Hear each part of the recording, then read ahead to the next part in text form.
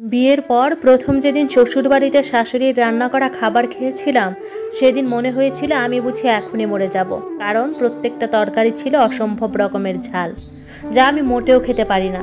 এক লুকমা খেয়ে আর খাওয়ার সাহস হলো না। কি করব ভেবে না পেয়ে প্লেটের খাবারগুলো নাড়াচাড়া করছিলাম। তখন আমার শাশুড়ি মা বলে উঠলো, কি হলো বৌমা, খাচ্ছ না কেন, খাও। শাশুড়ির কথা শুনে আমার স্বামী তাহামি আর আমার ননদ তাহামিনা আমার দিকে তাকালো। আমি একবার তাদের তিনজনের দিকে তাকিয়ে খেতে শুরু করলাম। এত পরিমাণ ঝাল ছিল যে মনে হচ্ছিল আমার গলা বুঝিয়ে এখনই পুড়ে গেল। অনেক কষ্ট করে খাবারটা শেষ করে আমার জন্য বরাদ্দ রুমে চলে গেলাম। রুমেই একটা জগে পানি রাখা ছিল। এমন পরিস্থিতি তৈরি হয়েছিল আমি পুরো জগের পানিটা এক নিঃশ্বাসে পান করতে পারলে আমি বাঁচি। এরই মধ্যে আমার স্বামী তাহামি রুমে এলো, কিন্তু কিছু না বলে ওয়াশরুমে চলে গেল। 2-3 মিনিট পর ওয়াশরুম থেকে বের হয়ে এক পলক আমার দিকে তাকিয়ে রুম থেকে বেরিয়ে গেল মানুষটা। আচমকা চোখে জল জমে গেল।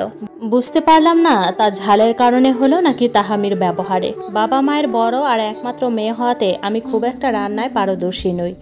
নিজের থেকে যা শিখেছি তাই ভালো রান্না করতে পারি। রান্নার পাত্রে মাছ দিয়েছিলাম ভাজার জন্য, কিন্তু মাছ ভাজতে ভাজতে কবে যে নিজের পরিবারের চিন্তায় চলে গিয়েছি সেটা টেরই পেলাম না। শাশুড়ি মায়ের চিৎকার শুনে চমকে নিজের ভাবনা থেকে বেরিয়ে এলাম। পাত্রের দিকে তাকিয়ে দেখি মাছের এক পাশটা পুরো পুড়ে কয়লা হয়ে গিয়েছে। তখন আমার শাশুড়ি মা বলল, মা কি রান্নাঘরের কিছুই শেখায়নি তোমাকে? রান্না কি করে করতে হয় সেটাও তো দেখি জানো না। রাগী দৃষ্টিতে চেয়ে আমাকে বললেন তিনি।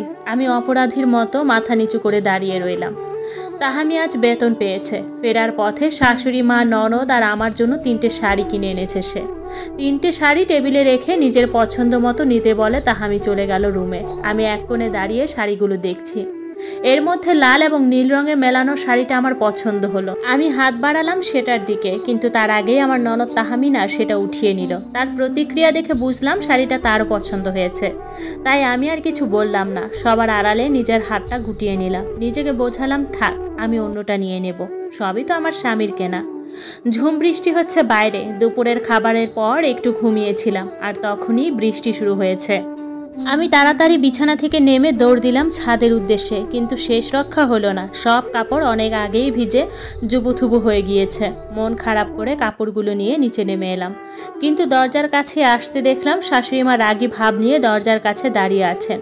আমি মাথা নিচু করে ওনার সামনে এসে দাঁড়ালাম। আমি দাঁড়াতেই তিনি